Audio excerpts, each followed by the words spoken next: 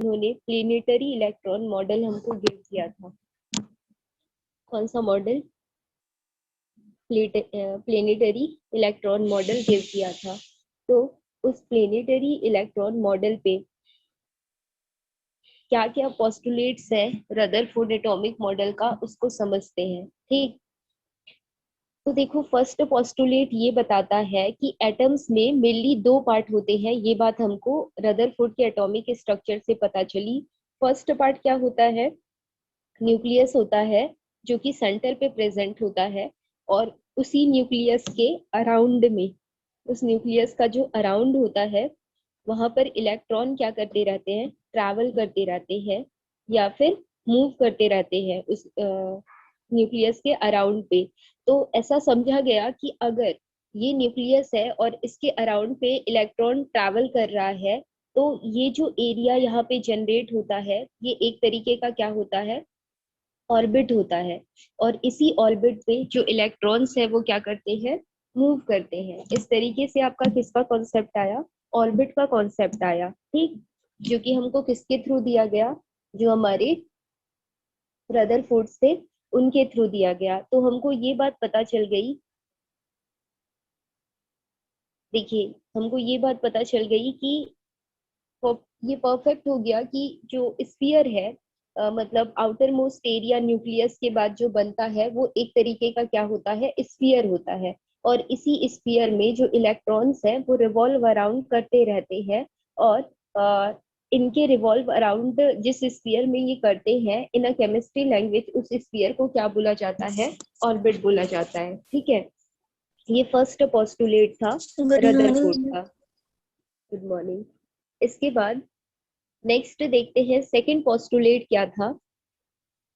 Second postulate में देखो Rutherford ने ये बताया कि एटम का जो एंटायर मास होता है, मतलब एटम का जो पूरा का पूरा मास होता है, वो कहाँ पे होता है? कंसंट्रेटेड होता है न्यूक्लियस पर। मतलब किसी भी एटम का जो मास है वो पूरा का पूरा कहाँ पे कंसंट्रेटेड है? उसके न्यूक्लियस पर कंसंट्रेटेड है। और इसी न्यूक्लियस पर दो चीजें प्रेजेंट होती हैं, एक न्यूट्रॉन और दूसरा क्या होता है? प्रोटॉन। ये हमको कैसे पता चला? जब न्यूट्रॉन की डिस्कवरी हुई, न्यूट्रॉन पे किसी भी तरह के चार्जेस प्रेजेंट नहीं थे, लेकिन ये पता चला कि ये सेंटराइज कहाँ पे होता है? न्यूक्लियस पे। और उसी न्यूक्लियस की वजह से एक एटम का क्या आता है? मास आता है। ठीक, तो ये समझा गया कि होल एटम का जो मास होता है वो सेंटराइज्ड या कंसंट्रेटेड होता है कहाँ पर? उसके न्यूक्लियस पर। ठीक, अब एटम में दो पार्ट प्रेजेंट है, एक न्यूक्लियस और दूसरा क्या है? ऑर्बिट। ऑर्बिट पे इलेक्ट्रॉन प्रेजेंट है और न्यूक्लियस पे आपका प्रोटॉन और न्यूट्रॉन प्रेजेंट है। ठीक, तो ये जो न्यूक्लियस है ये भी एक स्फेरिकल नेचर को रिप्रेजेंट करता है, जिसका रेडियस कितना होता है? 10⁻⁻13 इस न्यूक्लियस का रेडियस होता है। और अगर आपका जो ऑर्बिट है, अगर आपका जो ऑर्बिट है, अगर वो क्या होगा? एक स्फीयर होगा तो उसका भी एक रेडियस होगा, और वो रेडियस कितना होता है? 10⁻⁻8 होता है। ठीक है, तो यहाँ पर हमको दो रेडियस पता चला, एक न्यूक्लियस का रेडियस और एक पता चला आपको किसका? एटम का रेडियस, सॉरी ऑर्बिट का रेडियस। न्यूक्लियस का रेडियस 10⁻⁻13 और ऑर्बिट का रेडियस है 10⁻⁻8 सेंटीमीटर। ठीक, तो ये चीजें सेकेंड पोस्टुलेट में आ गई, जिसमें हमको एंटायर मास न्यूक्लियस पे होता है ये पता चल गया, और न्यूक्लियस और स्फीयर के शेप के बेसिस पे उनका रेडियस भी पता चल गया। ठीक है, इसके बाद हमारा जो थर्ड पॉइंट है, थर्ड पॉइंट क्या बोलता है कि जो चार्जेस का मैग्नीट्यूड है, चार्जेस का मैग्नीट्यूड का मतलब है कि जो पॉजिटिव चार्ज प्रेजेंट है कहाँ पे? हमारे न्यूक्लियस पे, वो पर्टिकुलर हर एटम का कैसा होगा? डिफरेंट होगा। हर एटम का डिफरेंट होगा। इसको डिफरेंट क्यों बोला गया? क्योंकि एक यूनिट चार्ज की वैल्यू हर एटम पे कैसी होगी? इक्वल होगी। हमने ये देखा था प्रीवियस क्लासेस में, हमने इसके बारे में पढ़ा था कि एक यूनिट चार्ज की वैल्यू चाहे कोई भी एटम हो उसमें इक्वल होती है, चाहे वो पॉजिटिव चार्ज हो चाहे वो नेगेटिव चार्ज हो, ठीक है। लेकिन न्यूक्लियस पे उसका जो मैग्नीट्यूड होता है वो कैसा होता है, डिफरेंट होता है। डिफरेंट होने का मेन रीजन क्या है कि जब न्यूक्लियस को स्टडी की जाती है तो न्यूक्लियस की स्टडी से ये पता चलता है कि उसमें जो प्रोटॉन है वो प्रोटॉन, उसके नंबर को अगर देखा जाए तो वो कैसे रहते हैं, डिफरेंट रहते हैं, ठीक है। मतलब एक न्यूक्लियस का जो भी चार्ज होगा एक्स, मान लो एक न्यूक्लियस का जो यूनिट चार्ज है, न्यूक्लियस का बोल रही हूँ, पॉजिटिव या नेगेटिव चार्जेस का एक्स है वैल्यू, तो उसमें किसी एटम पे हो सकता है जैसे हाइड्रोजन की तो 1, इसका क्या होगा, पॉजिटिव चार्ज होगा। हीलियम की बात करेंगे तो एक्स इंटू क्या हो जाएगा, 2 आ जाएगा। तो इसका जो मैग्नीट्यूड है और इसका जो मैग्नीट्यूड है, दोनों के मैग्नीट्यूड में क्या आ गया, डिफरेंसेस आ गए। और उस डिफरेंसेस से ये बात पता चली कि जो मैग्नीट्यूड होता है चार्ज का, हर एक एटम का कैसा होता है, डिफरेंट होता है, ठीक। एक यूनिट चार्ज का पूछा जाए तो वो सेम होगा सभी एटम का, चाहे वो आपका प्रोटॉन हो चाहे वो आपका इलेक्ट्रॉन हो, ठीक है। लेकिन पर्टिकुलर डिफरेंट एटम की अगर बात करता है तो उसमें नंबर ऑफ चार्जेस सेपरेट हो जाते हैं, और नंबर ऑफ चार्जेस सेपरेट होने की वजह से उसका जो मैग्नीट्यूड होता है न्यूक्लियस का वो भी डिफरेंट हो जाता है, जिसकी वजह से हर एक एलिमेंट या एटम का जो मास होता है वो कैसा आता है, डिफरेंट आता है, ठीक है। ये थर्ड पॉइंट किसने बताया हमको, रदरफोर्ड ने बताया। चलिए नेक्स्ट देखते हैं इसमें, आपका fifth point, sorry fourth point देखते हैं। 3 पॉइंट्स हमने देख लिया है, फर्स्ट सेकेंड और थर्ड। फोर्थ पॉइंट क्या बोलता है कि जो हमारे न्यूक्लियस के अराउंड पे इलेक्ट्रॉन्स मूव करते हैं तो वो न्यूक्लियस का जो अराउंड एरिया रहता है उसको क्या बोला जाता है, ऑर्बिट बोला जाता है।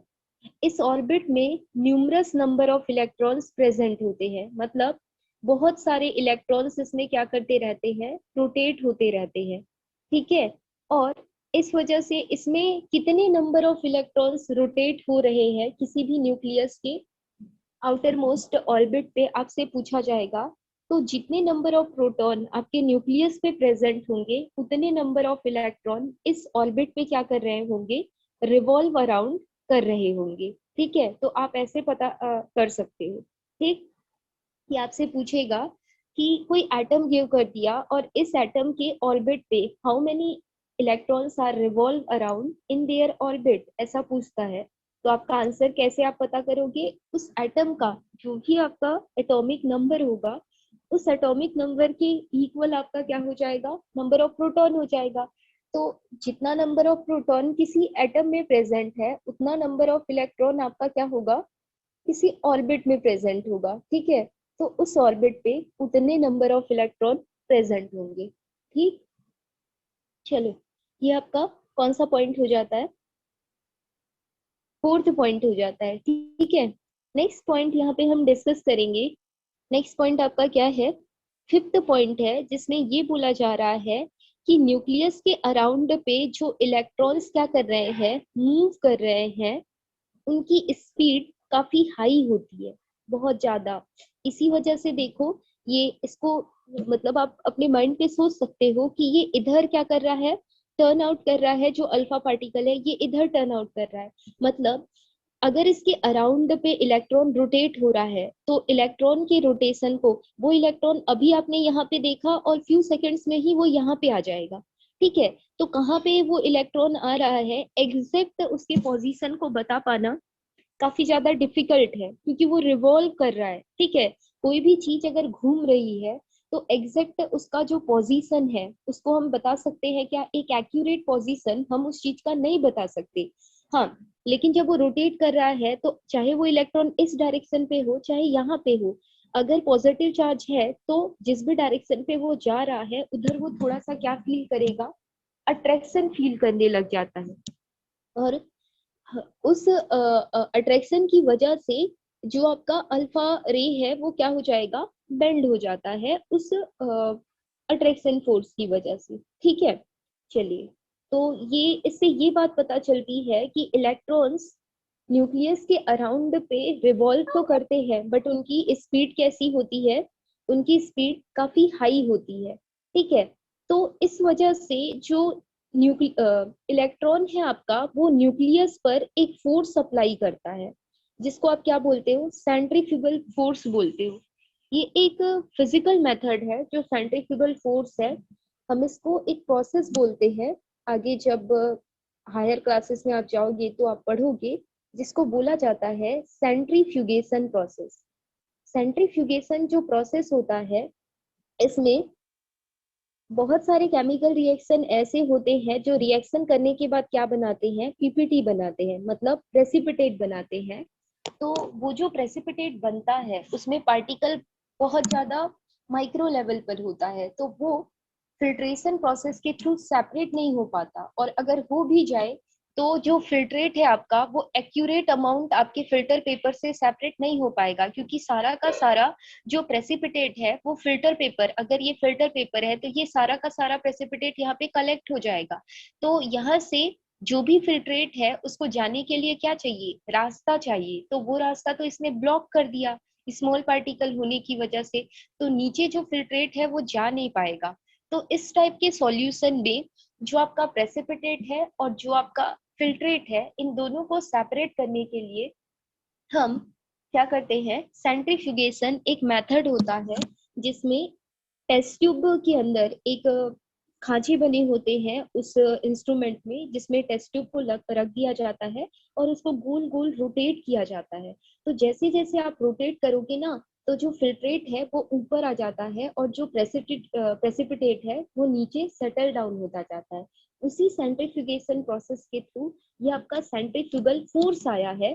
अगर कोई सेंट्रीफ्यूगल फोर्स लगता है जब कोई चीज रोटेट कर रही होती है, तो उसके सेंटर पोर्शन से वो किसी भी तरीके का फोर्स ऑफ अट्रैक्शन क्या करता है, फील करता है। तो उस फोर्स ऑफ अट्रैक्शन को मेंटेन करने के लिए वहां पर जो भी चीज रिवॉल्व अराउंड हो रही है, जैसे सेंटर में न्यूक्लियस है और आउटर मोस्ट एरिया पे ऑर्बिट है, यहाँ पर इलेक्ट्रॉन है, तो ये इलेक्ट्रॉन इस न्यूक्लियस पर एक फोर्स अप्लाई करेगा।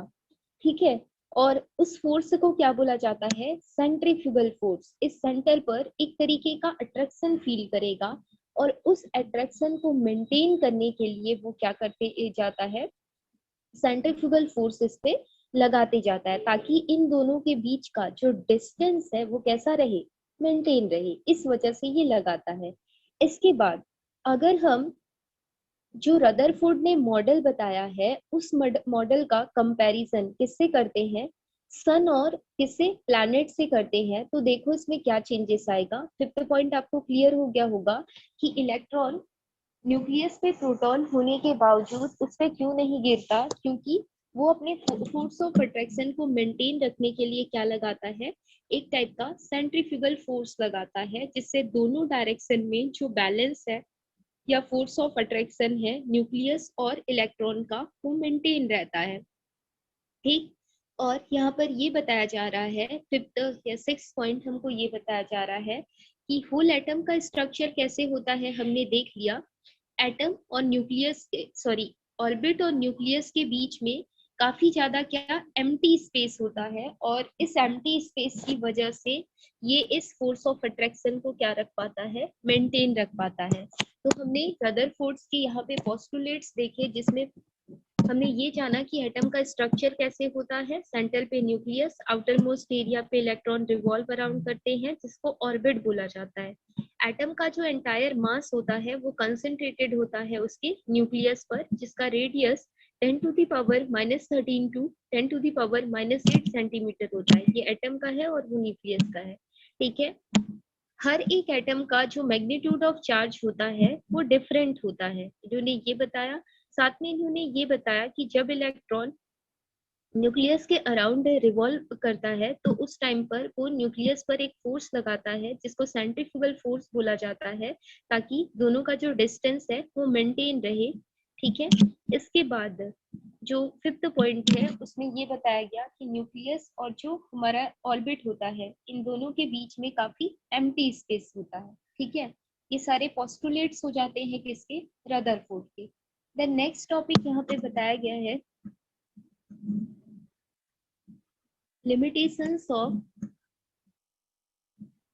limitations of Rutherford model।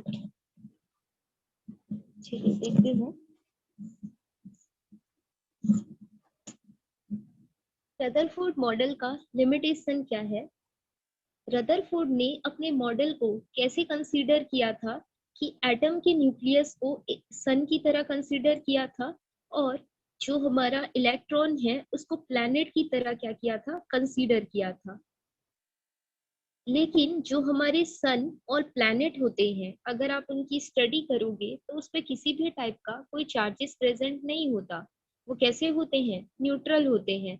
जबकि एटम में सेपरेटली इलेक्ट्रॉन जो है वो नेगेटिव चार्ज का है, और न्यूक्लियस पे प्रेजेंट जो प्रोटॉन है वो पॉजिटिव चार्ज का है। ठीक है, तो न्यूक्लियस और इलेक्ट्रॉन में चार्ज्ड पार्टिकल प्रेजेंट होते हैं। फर्स्ट लिमिटेशन यही हो जाती है हमारी कि सन और प्लैनेट के बीच में कोई चार्ज या किसी टाइप का चार्ज प्रेजेंट नहीं होता। ठीक है, और इलेक्ट्रोमैग्नेटिक थ्योरी हमको ये बोलती है कि अगर कोई चीज न्यूक्लियस के या किसी भी सेंटर के अराउंड में रिवॉल्व कर रही है, अगर वो एक चार्ज पार्टिकल है तो वो एसिलरेट होगी, और जब वो एसिलरेट होगी तो वो क्या करेगी, एक एनर्जी को एमिट करेगी। एसिलरेशन से आपको पता है कंटिन्यूसली वो रोटेट होता जाएगा और वो एसिलरेट करेगा, और उसी एसिलरेशन से जो एनर्जी है वो क्या हो जाती है, एमिट हो जाती है।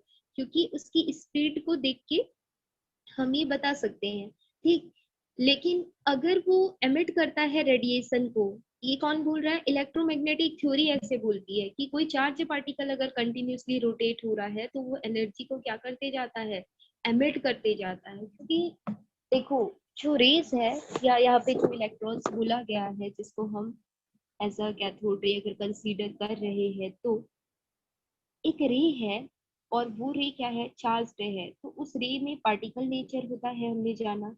जब वो रोटेट करेगा तो उसके पार्टिकल क्या करेंगे, कोलिजन करेंगे। और जब वो कोलिजन करेंगे तो ऑब्वियसली सी बात है, अगर वो कोलाइड कर रहे हैं तो वो एनर्जी को क्या करेंगे, एमिट कर रहे हैं। क्योंकि जब हम दो चीजों को रब करते हैं तो अगर उसमें चार्ज जनरेट होता ही है, ठीक है, तो कोलिजन के थ्रू भी जो एनर्जी है वो जनरेट होगी। और वो अगर जनरेट हो रही है तो चार्ज पार्टिकल क्या करेंगे, कंटिन्यूसली अगर वो रोटेट हो रहा है तो वो एनर्जी को एमिट करते जाएगा।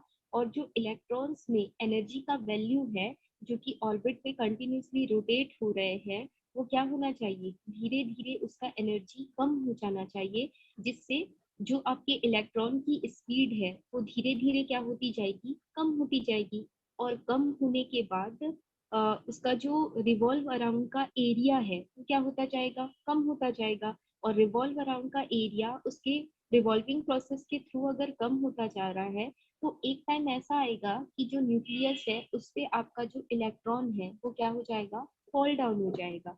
मतलब इलेक्ट्रॉन को इस पे क्या कर जाना चाहिए, न्यूक्लियस पे कोलैप्स से कर जाना चाहिए। ठीक है, लेकिन ऐसा होता है क्या, ऐसा बिल्कुल भी नहीं होता।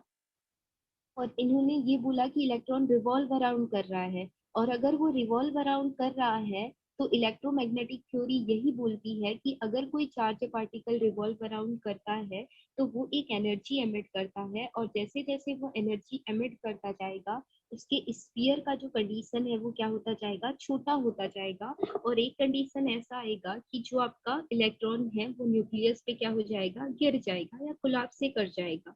लेकिन एटम में हमको ऐसा कुछ देखने को नहीं मिलता है। तो ये सबसे बड़ा डिफ्लेक्शन था या फिर लिमिटेशन था इनकी थ्योरी का। इसके बारे में इन्होंने कुछ नहीं बताया था।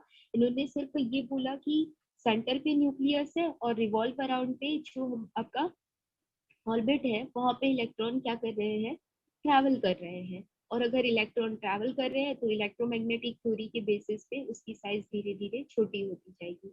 तो इन चीजों के बारे में ये कुछ नहीं बता पाए।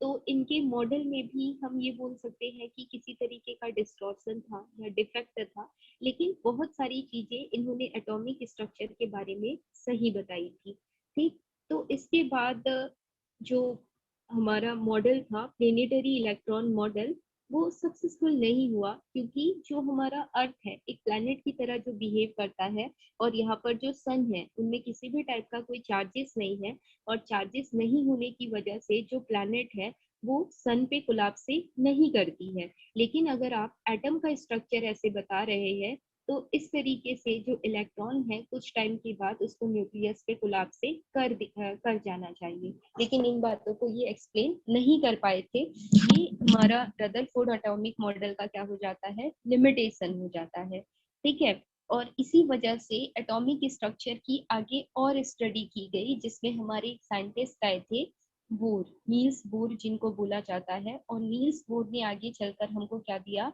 एटॉमिक मॉडल दिया। उस एटॉमिक मॉडल में इन्होंने बहुत सारी चीजें डिफरेंट बताई, जिससे एक्चुअल एटॉमिक स्ट्रक्चर जो हम पढ़ते हैं वो किसका होता है, बोर का होता है। लेकिन सारी जो थ्योरीज है, चाहे रदरफोर्ड ने दिया हो, चाहे जॉन जे थॉमसन ने दिया हो, या फिर बोर्स ने दिया हो, बोर्स का एटॉमिक मॉडल इन दोनों के हेल्प से ही आया है। हालांकि उन्होंने उसको एक जनरलाइज पॉइंट गिव नहीं किया, लेकिन जो बेसिक पॉइंट है उसको देने वाले जो साइंटिस्ट थे वो जे थॉमसन और रदरफोर्ड थे। इस बात को याद रखिएगा। ठीक है। और हम जो एटॉमिक स्ट्रक्चर पढ़ते हैं वो किसका पढ़ते हैं, ज्यादातर बोला जाए तो नील्स बोर का पढ़ते हैं, जिसमें हम इलेक्ट्रॉन और नंबर ऑफ प्रोटॉन को सेपरेट करते हैं through a electronic distribution method. तो जैसे ही उन्होंने एटॉमिक मॉडल दिया, इलेक्ट्रॉन का डिस्ट्रीब्यूशन कैसे होता है वो सारी बात भी उन्होंने बताई थी। तो उसके बारे में हम कल की क्लास में डिस्कस करेंगे। ठीक है। आज की क्लास हम यहीं पे खत्म करते हैं।